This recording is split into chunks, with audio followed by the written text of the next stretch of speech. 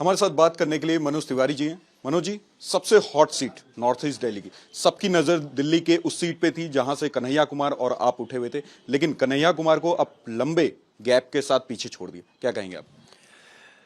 बड़ी धन्यवाद है मतदाताओं का। वैसे अभी काउंटिंग चल रही है। अभी तक जो मुझे जानकारी मिल रही है कि लगभग 2.25 लाख वोटों से हम आगे हैं। तो हमें आशा है कि यही बना रहेगा और बहुत आशीर्वाद मिला है लोगों का। हम किसी को कुछ कहना नहीं चाहते हैं, कौन लड़ा हमारे सामने, किसने लड़ाया उनको। मुझे लगता है कि क्षेत्र की जनता ने जो वोट भी दिए होंगे ना उधर, वो कईयों को पता ही नहीं होगा किसको वोट दे रहे हैं। मगर धन्यवाद नॉर्थ ईस्ट दिल्ली, धन्यवाद दिल्ली। हम दिल्ली के 7 सीटों पर हमारी भी एक इमेज थी, क्योंकि तीसरी बार टिकट हमको दिया तो हमारा ये कर्तव्य था कि हम सारी सीटें जीतें। वो भी दिल्ली की जनता ने हमको करके दिया। और नरेंद्र मोदी जी का, हमारी पार्टी के शीर्ष नेतृत्व का, एनडीए के घटक दलों का भी मैं धन्यवाद करना चाहता हूं, जिससे तीसरी बार नरेंद्र मोदी जी को प्रधानमंत्री बनने के लिए एनडीए को क्लियर मेजॉरिटी अभी तक के रुझान में दिख रही है। लेकिन हमने देखा सर, चुनाव प्रचार के दौरान कन्हैया कुमार ने आपको कई बार चैलेंज किया, अपशब्द भी कहे, या फिर अरविंद केजरीवाल उन्होंने कहा, लेकिन आपने काफी शांति रूप से उनके सवालों का जवाब दिया और अब एक लंबा गैप आपने छोड़ दिया, उनको पीछे छोड़ दिया, लगभग 2.25 लाख वोटों का। हाँ देखिए, वो उनका जैसा चरित्र है वैसा मेरा नहीं है, मेरा अपना चरित्र है। और मैं मानता हूँ कि राजनीति में झूठ फैलाने की ज़रूरत नहीं है। राजनीति में आप अपनी बात कहिए, जनता बहुत अच्छी तरह समझती है।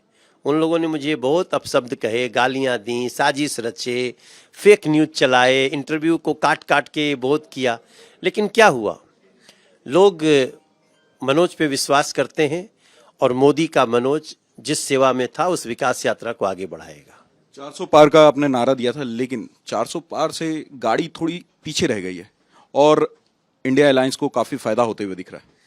हाँ, कोई बात नहीं, हमने मांगा तो था, हमने मांगा था हाथ फैला के, 400 प्लस मांगा था मोदी जी ने, हम सभी ने, लेकिन उन्होंने 300 के आसपास दिया। तो वैसे तो 272 ही चाहिए, लेकिन 300 के आसपास मिल रहा है। यह भी इस देश का तीसरी बार नरेंद्र मोदी जी को प्रधानमंत्री बनाने का जनादेश। बारंबार प्रणाम है देश की जनता को। बाकी कुछ जगह जो त्रुटियां रही होंगी हम लोग उसकी समीक्षा करेंगे। कुछ राज्य हैं जहां से काफी उम्मीद थी, यूपी हो, बिहार हो, राजस्थान हो, लेकिन और बंगाल की भी बात कहें तो डेंट लग गए हैं वहां पे, काफी कटौती हुई सीटों में।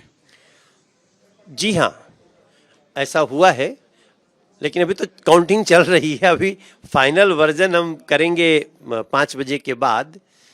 लेकिन जो भी जहाँ से हमको नुकसान हुआ होगा, जिस कारण या जहाँ हम जैसा चाहते थे नहीं हो पाया, उसके कारण क्या है उसको करेंगे और अगली बार, चौथी बार 400 पार लेकर के आएंगे। नीतीश कुमार को देख रहे हैं कि कई जगह फोन लगाने लग गए हैं, वो क्यों परेशान हो रहे हैं वो? नहीं, नीतीश जी को कुछ लोग फोन लगा सकते हैं, लेकिन उनको पता नहीं है कि नीतीश जी एनडीए के साथ लड़े।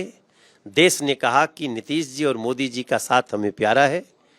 हमारे और भी चिराग पासवान और भी सारे जो एनडीए के घटक दल हैं, उन सभी लोगों को मैं बहुत सबका नाम नहीं ले पा रहा हूँ, सबका मैं आदर करते हुए, याद रखिए हम 303 सीट भी भाजपा पाती है तब भी गठबंधन धर्म का पालन करती है।